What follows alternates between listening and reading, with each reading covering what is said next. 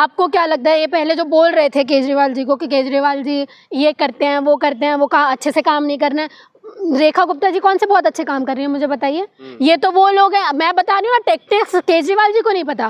केजरीवाल जी पूरी यमुना साफ करने में लगे थे, उनको थोड़ी पॉलिटिक्स बीजेपी से सीख लेनी चाहिए थी कि साइड में प्योरीफाइड वाटर लगा लो, टैंक लगा लो, उससे हो जाता है, आपको उतरने की जरूरत ही नहीं थी। नहीं, पहले झुग्गियों पर चलता था बुलडोजर, लोगों के घरों पर चलता था, अवैधों पर चलता था, लेकिन मंदिरों पर चल रहा है। आप मुझे एक बार के अंदर में मैं आपको क्या बोल रही हूँ, इन्होंने क्या कहा था, जहाँ झुग्गी वहाँ मकान बोला था ना, रेखा गुप्ता जी ने क्या बोला था, केजरीवाल जी को घर मिले हुए हैं, ठीक है, शीश महल में रह रहे हैं, वो खुद दो घर में दो घर उनको मिले हुए हैं, तब उनको नहीं दिखता कि मैं दो महलों में रह रही हूँ, ठीक है, जहाँ झुग्गी, जहाँ वहाँ मकान की बात की थी, पूरी झुग्गियाँ तोड़ी जा रही हैं, वो नहीं दिखता उनको। और ये सारी, और मुझे बताइए ये सारा लैंड दिया किसको जा रहा है, किसको दिया जा रहा है? अभी आप कैपिटल, हम क्यों बोल रहे हैं बार बार कैपिटलिस्ट सोसाइटी बन रही है, क्यों बोल रहे हैं? लेबर लॉ ला लेते हो आप सिर्फ इसलिए कि कैपिटलिस्ट लोग यहाँ के सबसे ज़्यादा काम करें। आप चाहते हो कि स्ट्राइक लेबर्स ना करें, आप चाहते हो कि आप यूनियन वहाँ पे ना बने। तो सर ये जो सरकार है ना, वो कैपिटलिस्ट लोगों के लिए काम कर रही है, और हर बार ये बताया जा रहा है कि आपकी प्रिवेसी में भी घुसेगी, ये कैपिटलिस्ट लोगों के लिए काम भी करेगी, ठीक है, ये आपके जॉब्स के लिए, एम्प्लॉयमेंट के लिए कोई काम नहीं करने वाली है। अब संचार ऐप से आप देख रहे हो क्या हो रहा है, आपकी प्रिवेसी में भी घुसे जा रहे हैं। सवाल ये भी निकल कर आ रहा है, जो झंडेवालान में जो जिस तरीके से बुलडोजर चल रहा है, कहा ये जा रहा है सूत्रों के मुताबिक आरएसएस को पार्किंग में दिक्कत आ रही थी, तो क्या पार्किंग को लेकर के मंदिर तोड़ा जा सकता है? अब तो तोड़ा क्या जा सकता है, तोड़ रहे हैं तो अब समझिए वो क्या कर रहे हैं। हमारे बोलने से क्या हो जाएगा?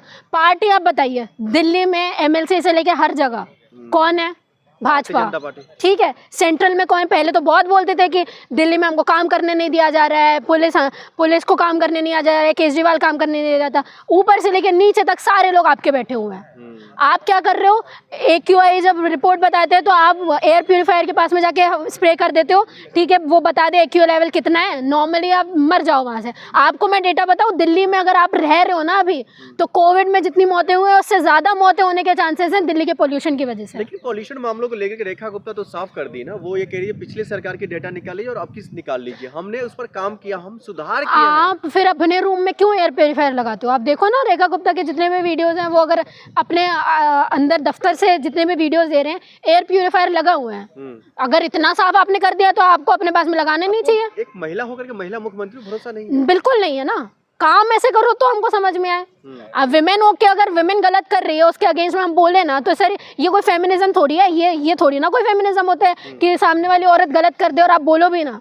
अगर रेखा गुप्ता जी इतने ही अच्छा काम कर रही हैं तो जाके यमुना में डुबकी लगा लें, आपको अलग से बनाने की क्या जरूरत थी? और फिर आप पूरे ग्रीन पर्दे लगा देते कि कोई जाए भी ना, कोई देख भी ना पाए, और मीडिया को बैन कर देते कि मीडिया अंदर आ नहीं सकती है। आप ये कह रही जो रेखा गुप्ता जी काबिल नहीं है कुर्सी के? बिल्कुल नहीं है, छोड़ दे पद, बिल्कुल नहीं रहना चाहिए।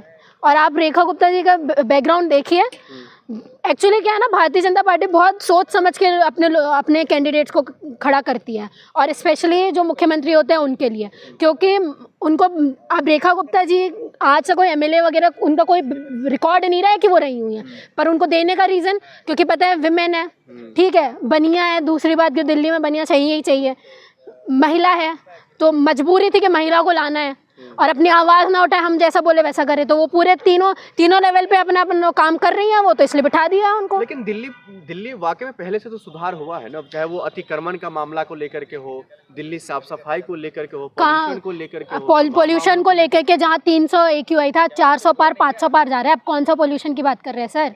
ठीक है, आप कौन से अतिक्रमण की बात करें, आज भी अतिक्रमण है, और आप कौन से ट्रैफिक की बात करें, आज भी जाम लगते हैं। देश भर में BLO की मौतें हो रही है, लेकिन चुनाव आयोग इस पर जो है एक्शन की बजाय वो डबल सैलरी कर रहे हैं, कैसे देख रहे हैं? देखिए सर, सबसे पहले भी हम लोग बोल रहे थे कि BLO की जो मौतें हो रही है वो सिर्फ प्रेशर की वजह से हो रही है ना, पर ECI ये कह रहा है लगातार कि नहीं, इसके पीछे और भी कोई रीज़न हैं, सिर्फ ये रीज़न नहीं है। तो फिर वो जो रील वायरल हो रही है BLO की, वो बताते हुए इतना दर्द, फिर वो क्या है? फिर आप, और अगर आपको लगता है कि ये मौतें उसकी वजह से नहीं हो रही हैं, तो फिर आप लोग ने डबल क्यों की उनकी पेमेंट?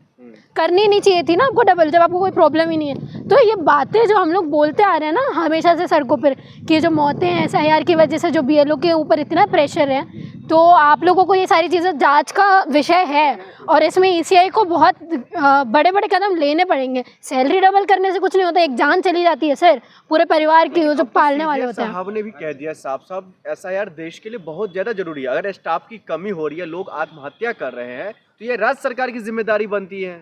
देखिए एसआईआर वो तो दिख रहा है ना हमको एसआईआर कितना ज़रूरी है, और अगर आप सही तरीके से एसआईआर को इम्प्लीमेंट करते तो गलत भी नहीं था, क्योंकि आप रिफ्रेश ही कर रहे हैं हर सारी चीज़ें। पर आपको ये चीज़ पता है कि एसआईआर के ज़रिए आपको अपने जितने भी काम हैं आप देखें, आपको पता है ना ग्राउंड लेवल पे इतने लोग अगेंस्ट में हैं, वोट तो उतने देने नहीं वाले। बिहार का चुनाव में आपको पता चल गया कि कितने लार्ज लेवल पे धांधली हुई है। कानून और देश के प्रशासन को, सुप्रीम कोर्ट को मानती है कि नहीं मानती है? सर मानना तो सुप्रीम कोर्ट ने साफ साफ कह दिया राज्य सरकार जिम्मेदार है, ना कि चुनाव आयोग। राज्य सरकार देखिए मैं आपको एक बात बताऊं सर, जब ऑपोजिशन और लोग इन सब के अगेंस्ट में खड़े होते हैं, इसका मतलब ये है कि जो गवर्नमेंट जितनी भी चीज़ें एम्प्लीफाई कर रही है वो गलत है। ठीक है, आप एसआईआर का छोड़िए, अभी रिसेंटली में किसानों के लिए सॉरी लेबर्स के लिए बिल आया, वापस लेना पड़ा मतलब अंदर कंट्रोल में है वो सारी चीज़ें। तो ये सब किसकी वजह से? ये सब जनता की वजह से। वैसे ही एसआईआर के ऊपर भी हम लोग ने हर बार बोला है कि ये, और आपको क्या लगता है आप राज्य सरकार के ऊपर दे देंगे तो राज्य सरकार को करवाना है नहीं करवाना है? राज्य सरकार में किसके लोग बैठे हैं?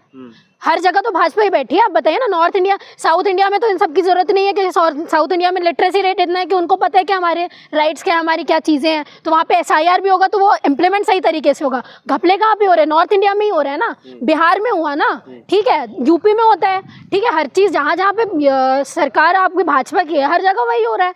और अब आप बंगाल में इलेक्शन होने वाला है, वहाँ पर भी आपको करवाना है। तो वहाँ पर अगर अभी जिसकी गवर्नमेंट है, अगर आप राज्य सरकार के ऊपर डाल रहे हैं तो फिर भाजपा को इतनी क्या वो हो गई कि आपको देखना है, वहाँ पे करवाने दीजिए, ममता बनर्जी करवाती रहेंगी। अपेक्षा जी, सुप्रीम कोर्ट ने साफ साफ कह दिया, सीजे साहब ने, अगर अब कोई इस तरीके का मामला आता है तो बीएलओ के लिए सुप्रीम कोर्ट का दरवाजा खुला हुआ है, उस पर किसी भी तरीके का कोई प्रेशर नहीं डाल सकता है। देखिए सर, हम लोग तो उम्मीद ही करते हैं सुप्रीम कोर्ट से, क्योंकि हमारे तीनों पिलर्स तो इतने ख़राब हो चुके हैं। एक ही पिलर के ऊपर अभी तक हम लोगों को यकीन है, मैं हमेशा से बोलते आ रही हूँ, वो सुप्रीम कोर्ट है। पर लगातार ऐसे बयान आते जा रहे हैं सुप्रीम कोर्ट की तरफ से कि हम तो देख ही नहीं रहे हैं कि वोट चोरी हो रही है, बिहार में ये सब हो गया, वो सब हो गया। वो ऐसी बातें कर रहे हैं। इतने प्रूफ देने के बाद भी, कपिल सिब्बल साहब के बाद भी, उसके बाद भी हमारे सीजीआई साहब ये बोलते हैं कि हमने तो देखा ही नहीं, ये सारी हो रही हैं। इतने लार्ज लेवल पे ये सारी चीज़ें चल रही हैं, वोट चोरी की हो गई, एसआईआर की हो गई, और क्या प्रूफ चाहिए आपको? और उसके ऊपर इतने कन्वीनियंटली बीजेपी ने 2014 के बाद में, जब से वो सरकार पे आई हैं, उन्होंने ईसीआई की सारी गाइडलाइंस चेंज करती जा रही है। मौत की जिम्मेदार आप किसको मानती हैं? बिल्कुल ईसीआई है, इलेक्शन कमीशन बिल्कुल ईसीआई है।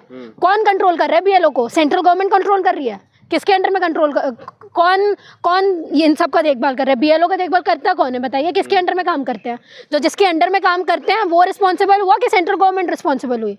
और मुझे ये समझ में नहीं आ रहा कि भारतीय जनता पार्टी के लोगों को इतनी क्यों दिक्कत है। जब सवाल इलेक्शन कमीशन से किया जा रहा है, जब सवाल सुप्रीम कोर्ट से किया जा रहा है, तो आपको इन सब चीज़ों में इतनी दिक्कत क्यों है? जवाब उनको देने दीजिए।